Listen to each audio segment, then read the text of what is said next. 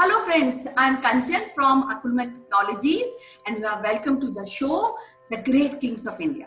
Today we have a very distinguished personality. Uh, Before I tell you about her name, let me tell you what she is and what she has been doing. She is a professor of ancient India history in Banaras Hindu University, Varanasi. She has a great experience in teaching international students and thus creating a knowledge base for foreign students and thus giving awareness and information about our rich culture and tradition. She has been guiding scholars to do PhD. Apart of this, she has tremendous amount of publication on ancient India tradition.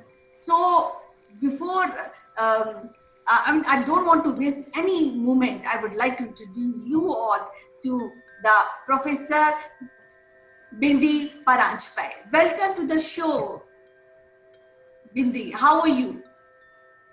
I'm just fine, and I'm excited about this idea that I'll be talking to you people and students or younger minds who are joined with you, and it's a great opportunity.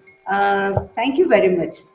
Today, we'll be introduced to one of the greatest rulers of ancient India. His name was Harshavardhan. Oh, I think this is so important that he actually increased the joy of his people, and his name was Harshavardhana, the one who increases the joy of people. yes, we are ready to listen about this great king. And please tell us about this. Thank you. Yes. Okay, so let me take you way back by about 1300 years or so.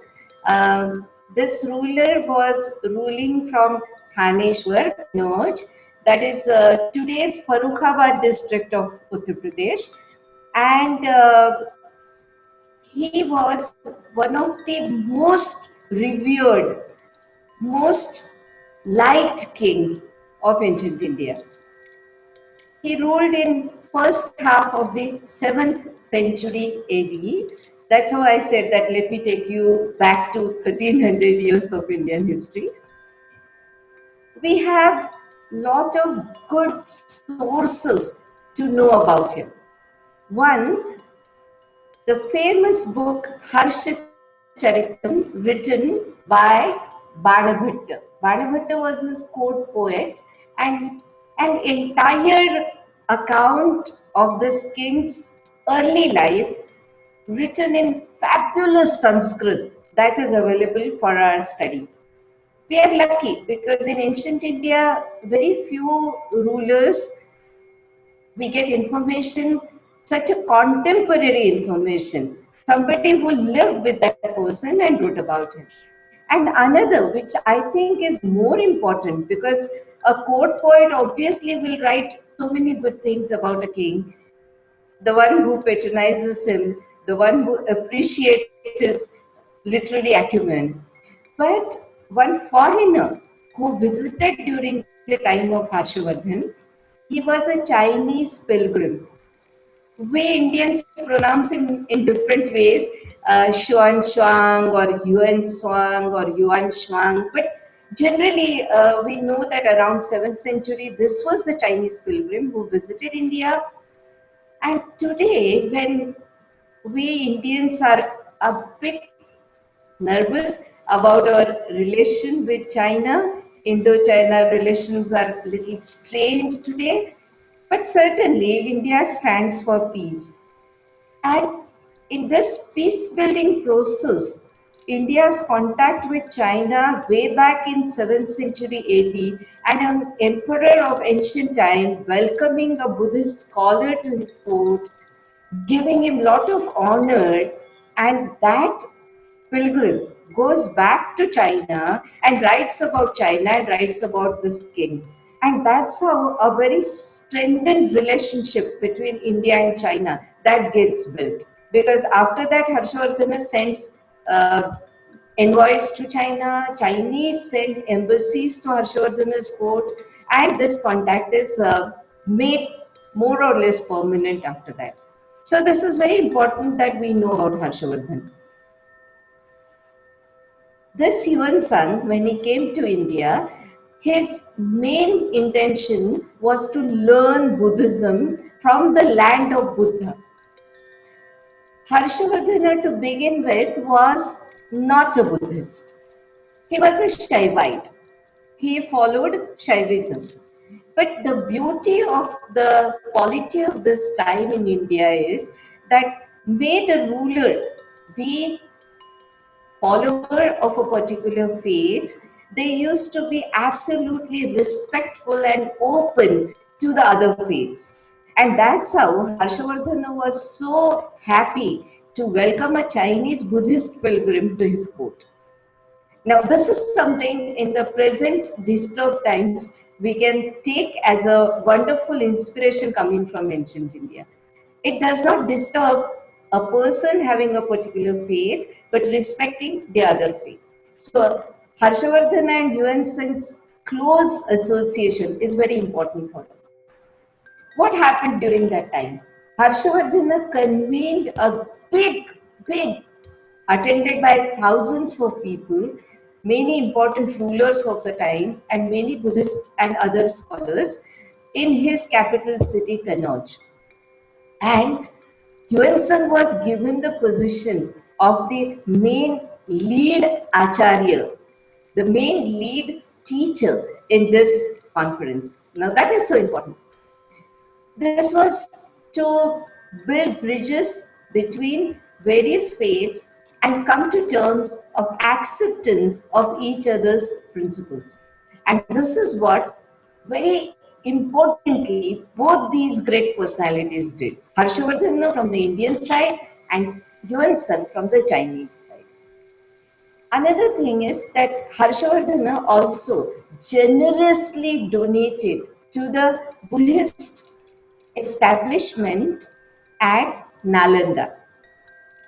This Nalanda, the ancient site, is near Bakhtiarpur in Bihar, and few decades ago, archaeological excavation was done at that place, and we have found that yes, there was a huge establishment, and that is to the level of being called a university. Now that university was established before the times of Harshavardhana, but Harshavardhana made sure that the university sustains economically, having its own source of income. How did he do it?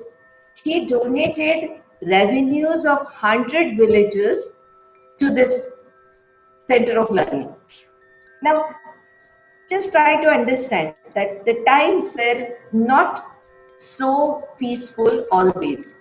There used to be wars, there used to be ambitions of various kings, and in such situations, these institutions could be suffering because the royal patronage or the patronage coming from the important personalities will be hampered during such war times. But suppose if the institution has got the source of income of its own, then these difficult times, the times when there are wars also, the university will not be disturbed.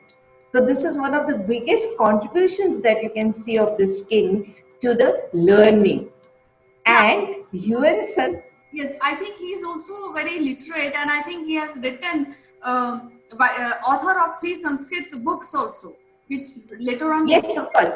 But yeah, I would certainly give a bit on that. But before that, Yuan Sun stayed in that university, University of Nalanda, and he has written his memoirs. So it is not just some Indians praising about their own king, but it is a foreigner, and that too a foreigner coming from China is writing about this king, his patronage to learning. Now coming to his own scholarship, this king Harshavardhan himself was a Sanskrit scholar, and there are some books credited to him, and we can see that how principles of polity and the king's benevolence, king being very supportive to his subjects as principle that he promotes through his writings. There are 3 dramas which are attributed to him. those dramas in Sanskrit literature are taken as the best classics. So one is Nagananda, one is Ratnavali, and one is Priyadarshika. So in Nagananda, I think, which is very important for us to look, that king is trying to promote the principle of compassion, karuna, which is the highest principle in Buddhism, through his drama. The hero of the drama offers his own body, sacrifices himself to save a naga. Now, naga means a serpent. In the human hierarchy, we can say that it was a very lower being, right? It was just a creature. But a person tries to save that creature by sacrificing his own body. And that is the theme, that is the hero of Harshavardhana's drama. I think this is so much in tune with our ancient tradition of compassion, sacrifice, and trying to bring peace and trying to resolve the conflicts. Because this hero's sacrifice, he sacrificed his body to the eagle, Garuda, because Garudas, the eagles, they eat the snakes. So for saving the snake, this hero Jivutavahana, he offered his body. So then the Garuda had a remorse. He thought that I ate something which was not my food. I was not supposed to eat this person. I was supposed to eat a snake. So then he promised Jibutavahana that henceforth I will not hunt these snakes. So the snakes' lives were survived. So what I mean to say is that that kind of a tension, that kind of a conflict that was resolved by compassion, by sacrifice. And this king, you can imagine a king writing such a drama, what kind of ideal he is presenting before his people. So I think for today we can stop here, and in future maybe we can talk more about Harshavardhana's some other achievements. But I think if our young minds start reading more about it and knowing firsthand what this king has done from his own works and from the works of Banabhatta and Yuan Sung, it would be great. And also, as I said, that during these difficult times, the tension times between India and China, and when India is standing for peace, these ancient traditions of peaceful interaction between India and China, I think all of us, we must remember and respect. Thank you very much. Yes, it is so pleasure to talk to you. And I just want to add one thing. Though he was a Shivite by religion, Harshvardhan, but he has given lot of freedom to Buddhism, and he is impressed by Buddhism. So we'll be discussing more about Harshvardhan in our coming series. For today, it is so wonderful to talk to you, madam. We'll be talking with you again on the same subject tomorrow. Till then, bye bye. You take care.